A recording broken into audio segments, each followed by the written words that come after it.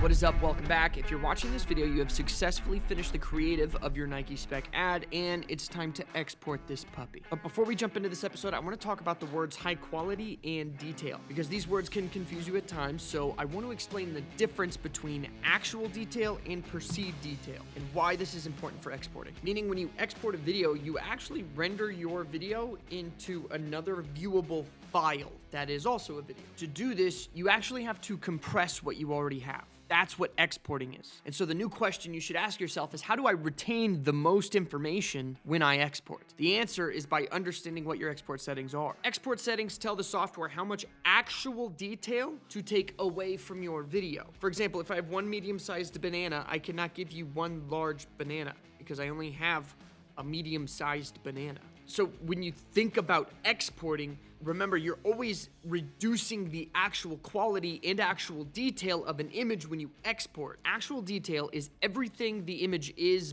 before you make adjustments to it. Perceived detail is what you actually do to the image. With that said, you can only manipulate and push pixels so far to achieve the best results. If you shoot 1920 by 1080 in 8-bit color, you're not going to be able to push those pixels too far without seeing some type of degradation in your image. That's why shooting with high-grade cameras is important to achieve a specific look that you want. Because with higher-grade footage, you'll now have access to more actual detail to work with, to manipulate, to push your image to the max, aka the perceived detail that you want. And so you can never really raise the actual detail of your video after it was shot. You can only lower it. This is very obvious to a lot of professionals, but a lot of people starting out don't understand this concept, and it affects how they export. And it can be hard to understand because it's not obvious, but it's one of those small things that, if really understood, will be a huge difference in your work. So just to reiterate, the actual detail is the highest amount of detail that your footage will ever be, which is straight out of the camera. Perceived detail are the adjustments made to that image. And as your image goes through your editing pipeline, all of those adjustments that are made affect the actual detail of the image. And this is extremely important for exporting, because when we export, we're exporting to retain detail,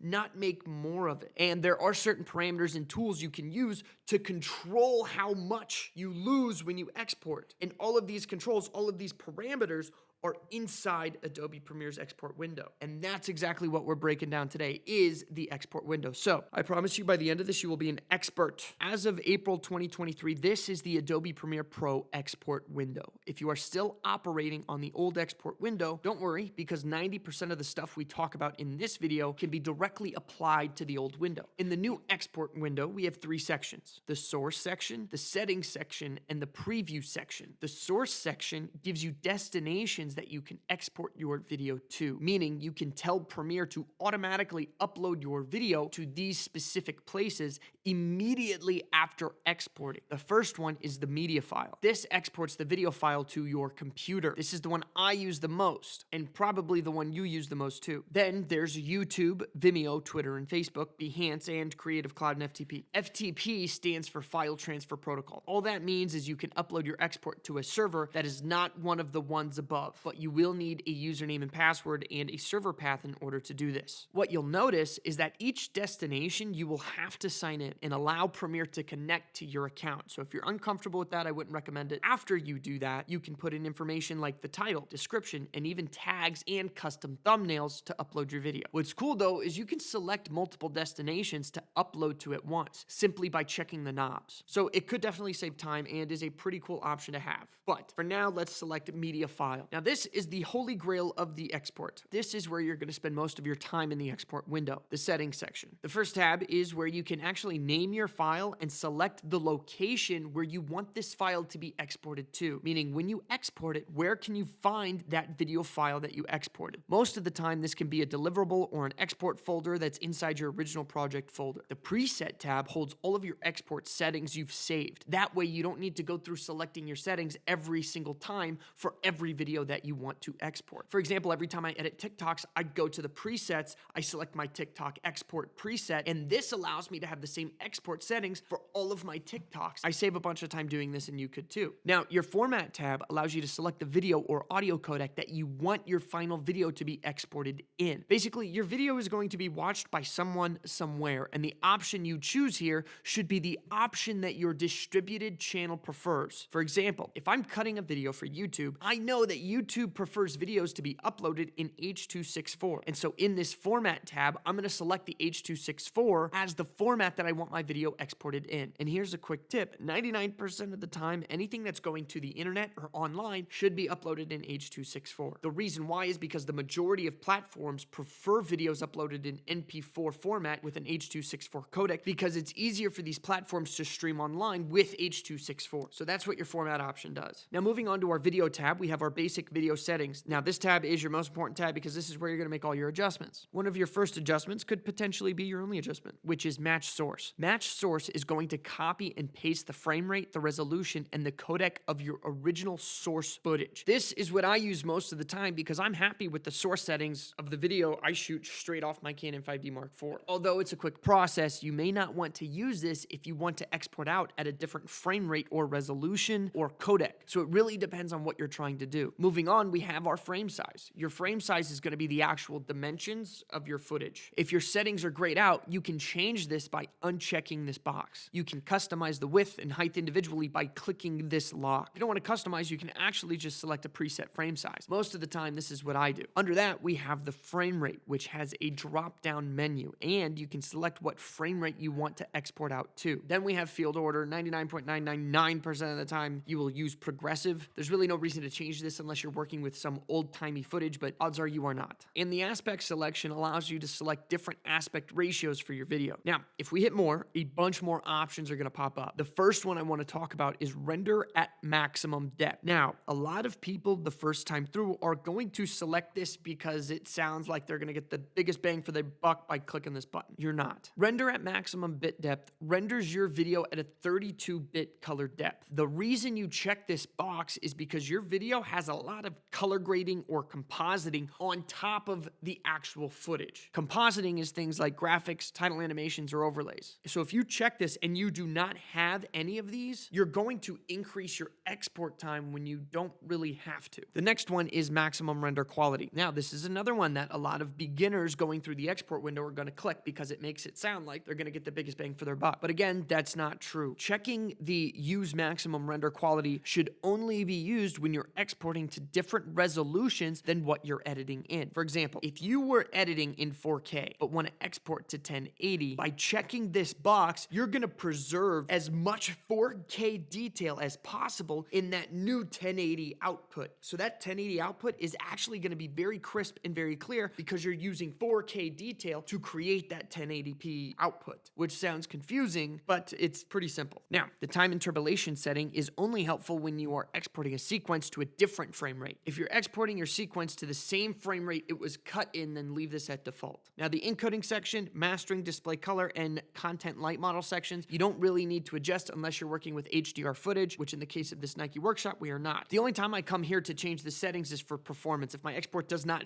finish, meaning it just erupts in the middle of it, I would change hardware to software encoding. Next is your bitrate settings. This is your moneymaker. Your bitrate is directly correlated with the perceived detail and quality of your final export, like what we talked about in the beginning. First thing is bitrate encoding. Your bitrate encoding option asks you how you want to encode your footage. And when I say encode, I mean convert it into a viewable format like a video. You have a couple of options here. The first one is CBR. CBR stands for constant bitrate and VBR stands for variable bitrate. I want to be clear about something. Do not stress over which form of encoding you use. Whether it's CBR, VBR1, or VBR2, the main thing you need to focus on is the number right here called target bitrate. This number right here is going to be 99% of the reason your video's perceived quality is either high or low. So whether it's CBR or VBR isn't as important as picking the right target bitrate. So how do we know what the right target bitrate is? Well, YouTube has already done the math for us. In the video after, I will be pulling an excerpt from the free Shutup and Cut Masterclass for video editing. I'll be pulling out the part about bitrate because I just think it sums it up pretty well. So that's going to be the next lesson because I think it's a great practical breakdown that you can start applying to your own projects. Now, as far as advanced settings, there's really no need to check either of these. If your video is VR, you have to let Premiere know. Now, as far as our audio tab, everything can usually stay as default. I always use AAC. It's just easier easier for all of the platforms I cut for to stream this audio codec, and it's a lot easier for me to use too. I always keep my sample rate at 48K. 99% of the time I'm working in stereo, so I always keep that here. And I always max out my bitrate settings for my audio. I never touch anything in my multiplexer, but every now and then I will check to make sure this is MP4. If you're not using captions in your video, you can ignore this section, but if you are, this is very important. You want to check this tab and make sure in the export options you have selected burn captions into video. This is going to allow you to actually see the captions in the exported video. If this is not selected, you will not see the captions in the video. You have no idea how many times I fucked this up. But the only time you would not want to select this is if you want to export a sidecar file. This sidecar file will contain the captions that were actually in your timeline. And you can upload this sidecar file to YouTube, and this is what will allow people to turn the captions on or off for your specific YouTube video. If you want, you can also include the SRT styling by selecting it. All this means is that the file will include the font style and color that you applied in the Premiere timeline. Everything in the effects tab is extra sauce you can add to your video. None of it is necessary, which is why there are check boxes. Very rarely would I do anything here. The Lumetri look/LUT allows you to apply a LUT to your overall footage, but most of the time I prefer not to adjust my final grade in that section. I just do it on the timeline. Now, SDR Conform will convert your HDR footage to SDR, but that's only if you shot in HDR in the first place. And image overlay can be used to burn an image into your video like a watermark or a logo at the bottom corner of your video. Name overlay is the same thing, but with text. It'll just burn that text into your video. This could be used for narrative work going through review. Timecode overlay will place a timecode over your export. You can use these settings to adjust positioning and offsetting of the timecode, and the time tuner allows you to control the duration and speed of the overall video. Your video limiter allows you to clip the IRE level. Not really important unless working in broadcast standards, which 99% of the people taking this course probably aren't. Loudness maximize allows you to control the overall audio output by compressing it. Again, not really important unless cutting for broadcast. You can do all your compression in the timeline if you'd like. The next tab is your metadata tab. Here you can put descriptive information into the video file, and like the captions, you can export a sidecar file of this data. The general is the last tab we're breaking down, and it has 3 sections. You have import to project, use preview, and use proxies. By checking import into project, Premiere will automatically import the exported video back into the source project. I never do this. By the time I export, I'm usually done. I don't need to put it back into the project unless I'm cutting up some social media content, but most of the time I just create a new Premiere Pro project for that anyway. Now, by selecting use previews, Adobe Premiere will actually use the preview of the files already rendered, which potentially can speed up the rendering process. I still don't use this one as much, but sometimes if the deadline is like stupid tight, I'd select this just to get it out and get it done, because something is better than nothing. And like use previews, you can use proxies, which will actually export the proxies instead of the source media. This is fine for review, maybe, but not for the final export. You really just want to use the source footage for the export because that's where the highest quality is. Again, when we create a proxy, remember, that's getting exported to a lower quality. Odds are you don't want to re-export that proxy and take even more quality off of it, but it is an option if you'd like. So let's move into the preview window. This window shows you the video that you had just edited. If we come down here, we see that the in and out points we selected are in the timeline. We can change the in and out points by simply clicking and dragging them. But if you want to only export a portion of your timeline, make sure you come over here to the range and select source in/out. The range drop-down menu asks you what part of your timeline you want to export, and you can select the entire timeline itself, just the in and out points, the work area, or you can select your own with custom area. Again, custom area is just going to give you the whole timeline to select from, and you can move your in and out points to select the area of your timeline that you want exported. Over here we have our playback controls. This bracket sets an in point just like the I key, and this bracket over here sets an out point just like the O key. This big button in the middle is play and pause, and the 2 buttons on the side move the frame forward or backward. Over here are the source settings of your current selection, and over here are the settings that your video is going to have once exported. So it's always nice to double check this part before you export. Something very important to check before you export though is your estimated file size, which is down here at the bottom. Make sure you know where your video is going because some places have a restriction on how large files can be uploaded. So double check the estimated file size with the platform you're posting to. That way you don't get denied an upload and waste time. That's pretty much everything. That's a deep dive into the entire 2023 Adobe Premiere Pro export window. In the next video, we're actually going to break down the optimal bitrate settings for these social media platforms. And after that, we're going to export our video and get this goddamn Nike workshop done with. So be on the lookout for that, and I will see you in the next one. Also, leave a comment in the Facebook group. What do you guys think about this setup? I got blue light, I got red light. Remember, complementary colors, it's part of the part of color theory, but I'm liking it. I'm digging it. So you guys can see more content is to come from this studio space. Also, I got a basketball hoop over there. I've always wanted one in my office. Come on, get my hand. Take my hand. It's right there. Come on. Come on. Don't focus on me. Focus. Okay, hold on. Let me see. Take my hand. Take my hand. It's the autofocus is staying on. Okay, whatever. Goodbye, guys.